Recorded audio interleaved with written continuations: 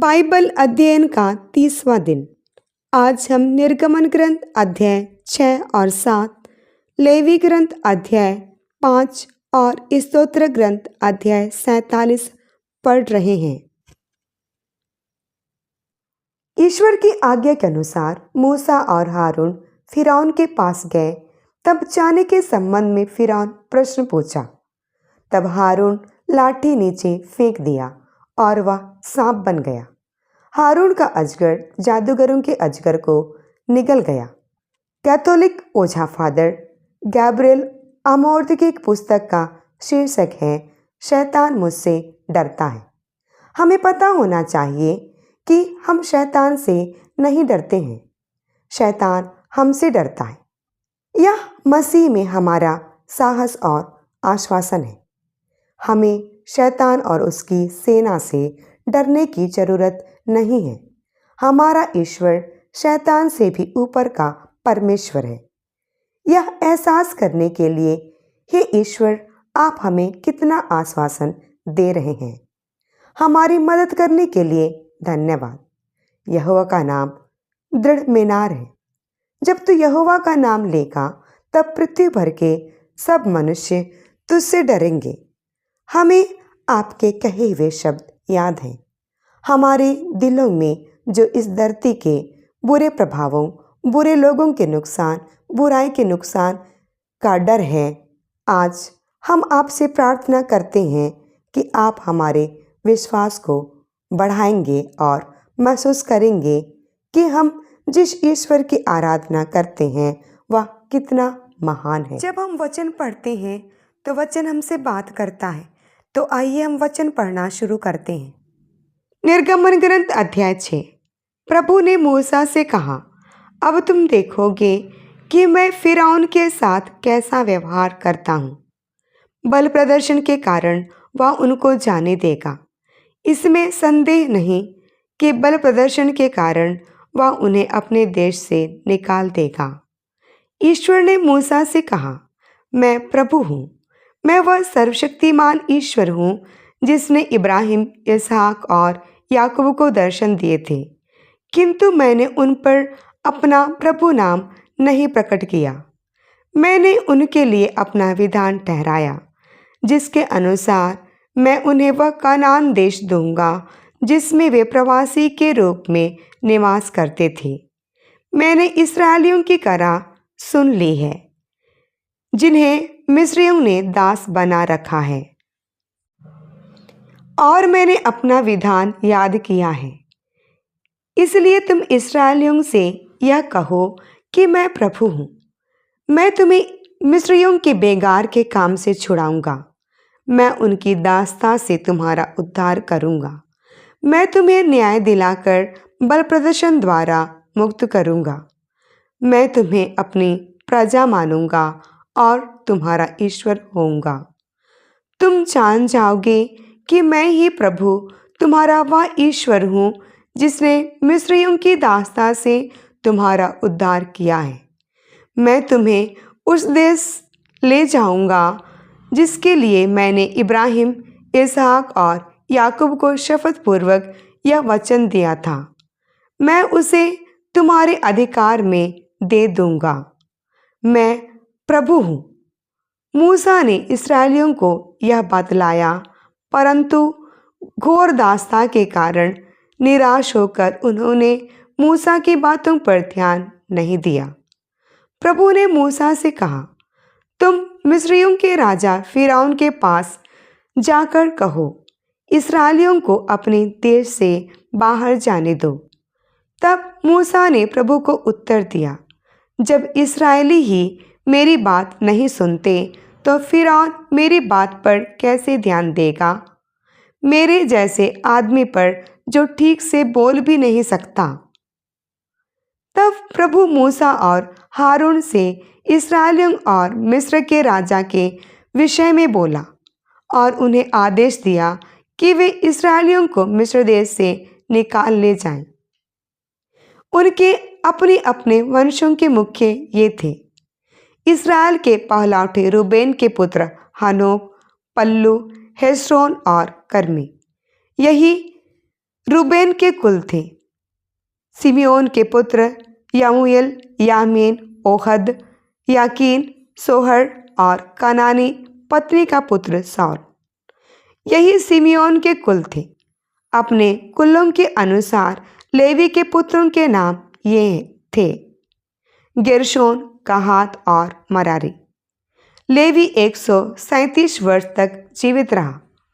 अपने कुलों के अनुसार गेरशोन के ये पुत्र थे: लिब्नी और शिमई। कहात के ये पुत्र थे: अमराम, इसहार, हेब्रोन और उजिएल। कहात 137 वर्ष तक जीवित रहा। मरारी के ये पुत्र थे: महली और मुशी। यही अपनी पीढ़ियों के अनुसार लेवी के कुल थे। अमराम ने अपनी फूफी यकेबेद के साथ विवाह किया। उससे हारून और मूसा का जन्म हुआ। अमराम 137 वर्ष तक जीवित रहा। इसहार के ये पुत्र थे: कोरह, नेफेग और जिक्री। उजिएल के ये पुत्र थे: मिशाएल, एलसाफान और सित्रे। हारून ने अमीनादाब की पुत्री नाशोन की बहन एलीशेबा के साथ विवाह किया। उससे नादाब, अबीहू, एलियाजर और इत्तामार का जन्म हुआ। कोरह के ये पुत्र थे: अस्सीर, एलकाना और यबियासाफ। यही कोरियों के कुल थे। हारून के पुत्र एलियाजार ने पुटीएल की पुत्री के साथ विवाह किया। उससे उसका पुत्र पिनहास हुआ। यही अपने अपने कुलों के अनुसार लेवियों के घराने के मुख्य थे। ये वही हारून और मूसा हैं जिन्हें प्रभु ने आज्ञा दी थी कि तुम मेरी प्रजा समस्त इस्राएली लोगों को मिस्र से निकाल ले जाओ। ये वही हारून और मूसा हैं जिन्होंने इस्राएलियों को मिस्र से ले जाने के लिए मिस्र के राजा फिरौन से बातें की। जब प्रभु ने मिस्र देश में मूसा से बातें की, तब प्रभु ने मूसा से यह कहा: मैं प्रभु हूँ, मैं तुमसे जो कुछ कहता हूँ तुम उसे मिस्र के राजा फिरौन से कहो।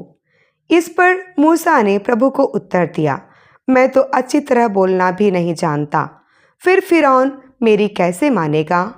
निर्गमन ग्रंथ अध्याय 7। प्रभु ने मूसा से कहा: देखो, मैं तुमको फिरौन के लिए ईश्वर सदृश बनाता हूँ, और तुम्हारा भाई हारून तुम्हारी ओर से बोलेगा। मेरी आज्ञा के अनुसार तुम उसे सब कुछ समझा दो, और तुम्हारा भाई हारून फिरौन से कहेगा कि वह इस्राएलियों को अपने देश से निकल जाने दे। मैं फिरौन का हृदय कठोर कर दूंगा।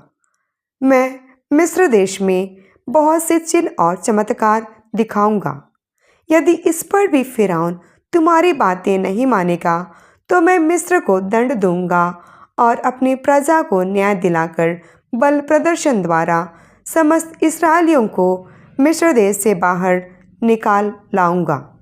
जिस समय मैं मिस्रियों के विरुद्ध अपना बल प्रदर्शित करूंगा और इस्राएलियों को उनके बीच से निकाल ले जाऊंगा, उस समय मिस्री जान जाएंगे कि मैं ही प्रभु हूँ।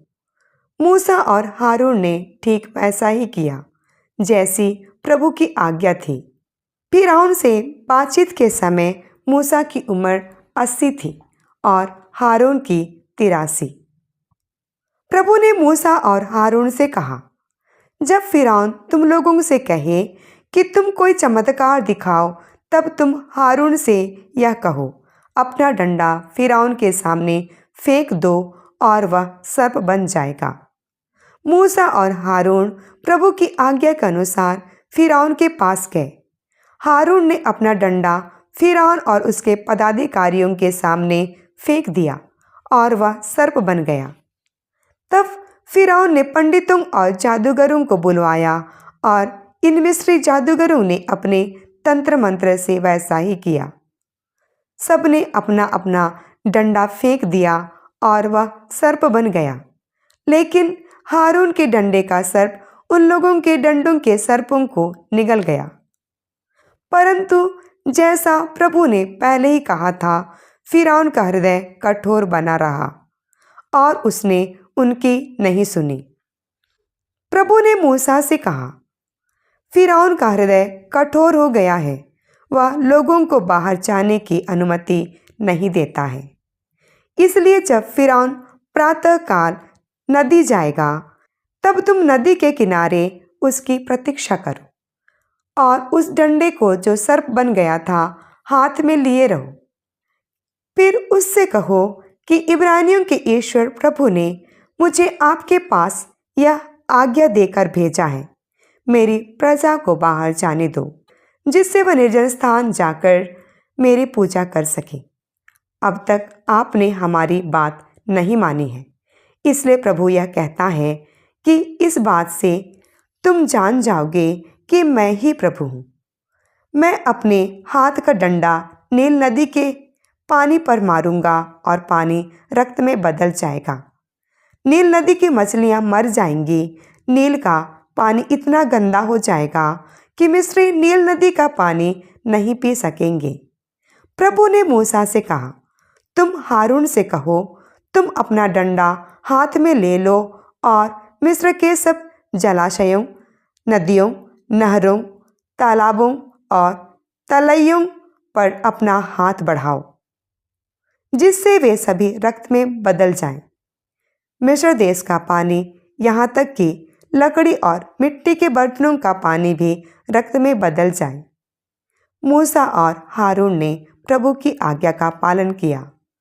फिरौन और उसके पदाधिकारियों की आंखों के सामने ही उसने डंडा उठाया और नील नदी के पानी पर मारा। इससे नील नदी का सारा पानी रक्त में बदल गया। नील नदी की मछलियां मर गईं। नील का पानी इतना गंदा हो गया कि मिस्री लोग नील का पानी नहीं पी सकते थे। सारे मिस्र देश में रक्त ही रक्त था, परंतु मिस्री जादूगरों ने भी अपने तंत्र मंत्र द्वारा ऐसा ही कर दिखाया। इसलिए जैसा प्रभु ने कहा था, फिरौन का हृदय कठोर ही बना रहा और उसने उनकी नहीं सुनी। फिरौन अपने महल चला गया और उसने उनकी ओर ध्यान नहीं दिया। अब मिस्री लोगों में कोई भी नील का पानी कैसे पी सकता था? इसलिए उन लोगों ने पीने के लिए नदी के किनारे गड्ढे खोदे, क्योंकि वे नदी का पानी नहीं पी सकते थे। जब प्रभु के नील नदी पर डंडा मारने के 7 दिन हो चुके, तब प्रभु ने मूसा से कहा, फिरौन के पास जाकर कहो कि प्रभु यह कहता है, मेरी प्रजा को बाहर जाने दो, जिससे वह मेरी पूजा कर सके। यदि तुम उसे नहीं जाने दोगे, तो मैं तुम्हारा सारा देश मेंढकों से भरकर लोगों को सताऊंगा। नील नदी मेंढकों से भर जाएगी और वे वहां से निकलकर तुम्हारे महल, तुम्हारे शयन कक्ष और तुम्हारी सैया पर पहुंच जाएंगे। वे तुम्हारे घरों में चूल्हों और आटा गूंथने के बर्तनों में भर जाएंगे। मेंढक तुम्हारी प्रजा और तुम्हारे सभी पदाधिकारियों की देह पर चढ़ेंगे। लेवी ग्रंथ अध्याय 5। यदि कोई व्यक्ति पाप करता, क्योंकि उससे शपथपूर्वक निवेदन किया जाता है कि उसने जो देखा या सुना है उसके विषय में साक्ष्य दे और वह चुप रहता है, तो वह दोषी समझा जाएगा। यदि कोई व्यक्ति एक अशुद्ध वस्तु का, चाहे वह किसी अशुद्ध जंगली जानवर की लाश हो, चाहे किसी अशुद्ध घरेलू जानवर की लाश हो, चाहे किसी अशुद्ध रेंगने वाले जानवर की लाश हो, स्पर्श करे, तो वह अशुद्ध हो जाता है और दोषी है, यद्यपि उसने अनजाने ऐसा किया है। अथवा यदि कोई व्यक्ति अनजाने किसी भी प्रकार की मानवीय अशुद्धता का स्पर्श करे, तो इसका पता लगते ही वह दोषी हो जाता है। अथवा यदि कोई बिना विचारे बुरा भला करने की या किसी भी प्रकार की शपथ खाए, तो इसका पता लगते ही वह दोषी हो जाएगा। यदि कोई व्यक्ति ऐसी बातों में किसी एक का दोषी हो, तो उसे स्वीकार करना है कि उसने क्या किया है और वह प्रायश्चित बलि के रूप में अपने झुंड से भेड़ या बकरी प्रभु के सामने ले आए और याजक उसके पाप के लिए प्रायश्चित विधि संपन्न करेगा। यदि कोई व्यक्ति भेड़ या बकरी ना चढ़ा सके तो वह अपने पाप के प्रायश्चित के लिए प्रभु को 2 पंडुक या 2 कबूतर चढ़ाए, एक को प्रायश्चित बलि के रूप में और दूसरे को होम बलि के रूप में। वह उन्हें याजक के पास ले जाए जो एक पक्षी प्रायश्चित बलि के रूप में चढ़ाए। वह उसका सिर गर्दन के पास मरोड़ दे लेकिन उसे अलग ना करे। तब वह प्रायश्चित बलि का कुछ रक्त वेदी की बगल में छिड़के और शेष रक्त वेदी के निचले भाग पर निचोड़े। यह प्रायश्चित बलि है। दूसरा पक्षी वह होम बलि के रूप में निर्धारित विधि के अनुसार चढ़ाए। इस प्रकार याजक उसके पाप के लिए प्रायश्चित विधि संपन्न करता है और उसे क्षमा दी जाती है। यदि वह 2 पंडुक या 2 कबूतर ना चढ़ा सके तो वह अपने पाप के प्रायश्चित के रूप में एक सेर मैदा चढ़ाए। वह उस पर कुछ तेल ना डाले और ना उसके साथ लोबान रखे, क्योंकि यह प्रायश्चित बलि है। वह उसे याजक के पास लाए। याजक उसमें से पूरे चढ़ावे के प्रतीक के रूप में मुट्ठी भर निकाल ले और उसे प्रभु को अर्पित अन्य चढ़ावे के साथ भस्म करे। यह प्रायश्चित बलि है। इस प्रकार याजक उसके किए हुए उपर्युक्त पापों की प्रायश्चित विधि संपन्न करता है और उसे क्षमा दी जाती है।